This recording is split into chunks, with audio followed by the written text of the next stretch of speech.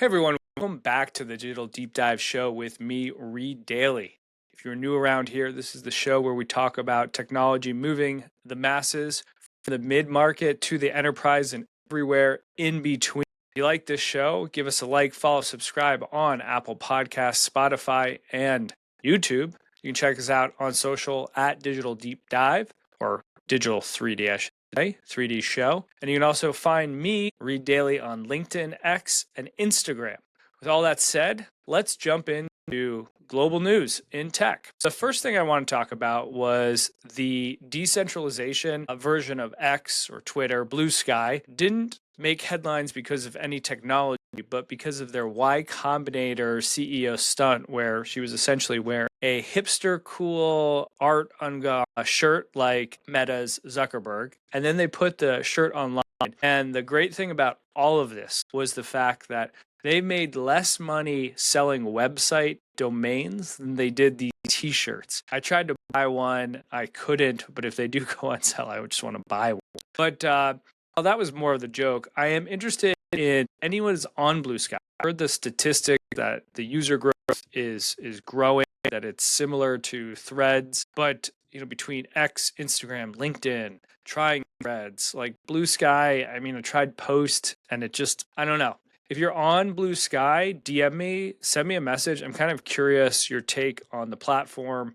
How is different, better, the same as all these other platforms, and why you decided to go over there. Next up is a really cool thing that's happening with a friend of mine, which is the company over from Grandview Analytics did a great press release on their software product, Rivet. So let me give you a little background. Rivet is a data management platform for finance. They've spun out from Grandview Analytics. This makes Rivet an independent SaaS company on simplifying complex data for financial firms. Grandview will continue its consulting services, and this move allows both the companies to accelerate growth in their respective fields.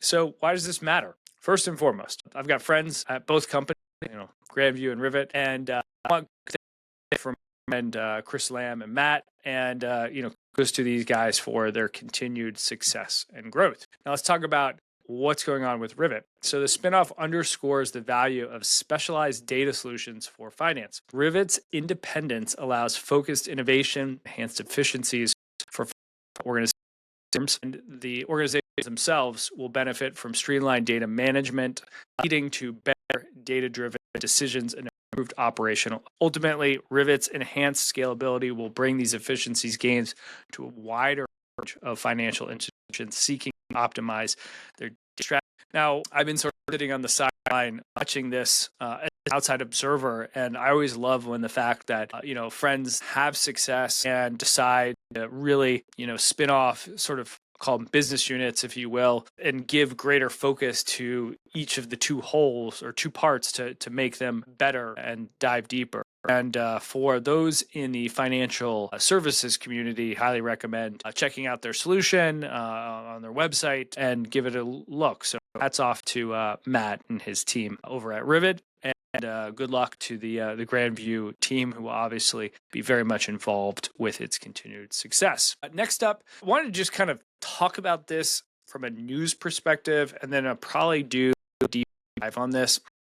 Just like everyone else, a year and a half, 2 years ago, I started using OpenAI's models and really enjoyed them. And then I've had the opportunity to use Copilot for sales, and I would say a little less excited about those, and just in terms of what I'm getting from them. I haven't built my own GPTs, although that's sort of next up in my deep dive of toolkit automation. But what I've really loved over the last month is Gemini's new models. And so if you go to Gemini's website through Google, so this is their sort of answer to OpenAI, ChatGPT, you can select the different models, and they've got their core sort of Gemini model. I'm forgetting the name of it, but their deep learning is where I'm loving it. So when I had like started looking at this and playing around. I was trying to do analysis on this show, doing analysis for my the Friday posts, for other things in like my personal life, looking up anything from how to fix things to like analyzing points of view and what's going on in the news. And I've got to say, through a few different prompts, that solution does amazing deep research. And what I liked about it was the way that it spits it back to you.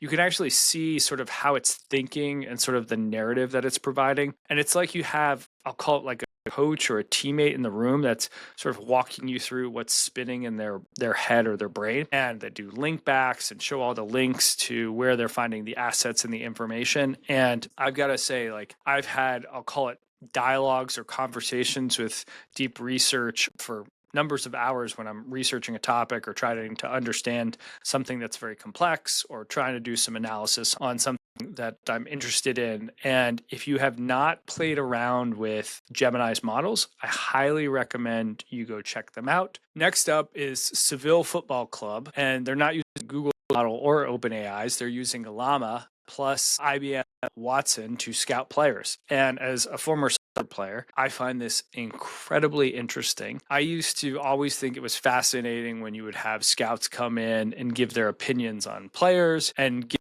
like background of the coach or the scout, what position they are, sort of their temperament. You mixed bag. And the best example of this, not from soccer, from baseball, was Moneyball, where you had 3 or 4 school sort of scouts talking about, he looks like a ball player, or he's got the look, he's got the chin, he's got the swing. And Brad Pitt's character is essentially like, yeah, but he can't play. He's not going to be great. He might look like a player, but I need someone who's actually a player. And this analysis can look at like, sort of how well they perform. It can bring in sort of third-party data in, which I'm not exactly sure. Like, is it looking on your Instagram of, are you partying too much or hanging out socially, etc. And it can sort of start to look at like how good or not good this player is or where they're peaking. And as, a former soccer player, and I played, right below pro level, I'm really interested in this and just see where this could be applied outside of sports. Could this be applied at the professional setting? Potentially. But what I did is I linked to the write-up of this.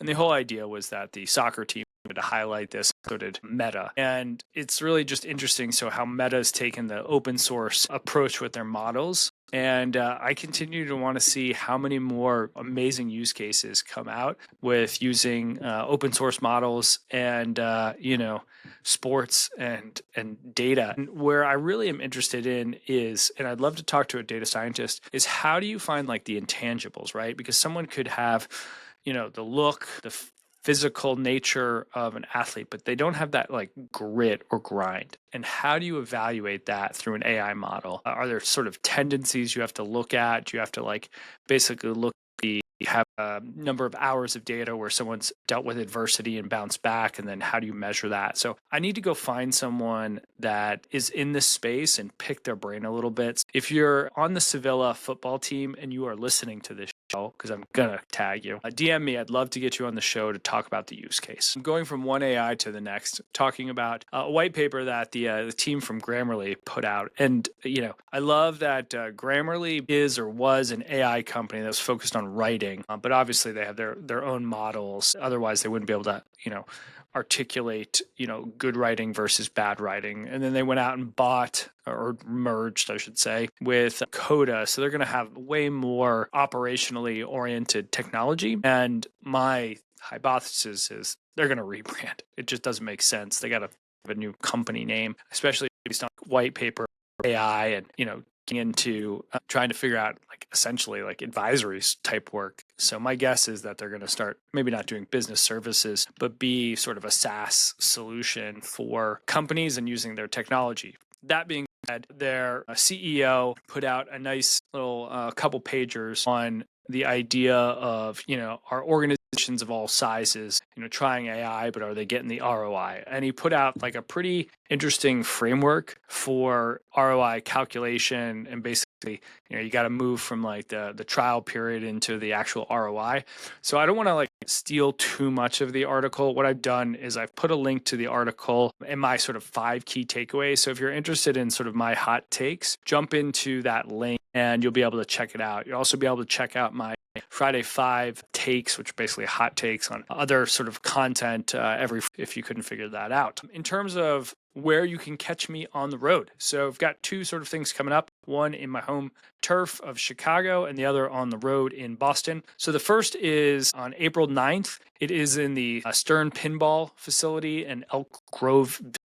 We're going to be talking about rebuilding America manufacturing, perspectives on finance, real estate, and reshoring. I'm extremely excited about this. I am the MC of the night. We've got a great set of panelists. We've got Mitch Clements, the Senior Vice President and Head of Corporate Foreign Exchange. We've got Harry Moser, the Right Shoring Initiatives, Nick Parfit, the Executive Vice President and CFO Officer of Stern Pinball Machine, and Chris Zubel, the Executive Managing Director of Midwest Markets from CBRE. So if you are interested in hearing our conversation or playing with some pinballs, click on the link in the newsletter and you can sign up for the event. The next is the ACG Boston event on April 16th. It's a whiskey tasting and networking night.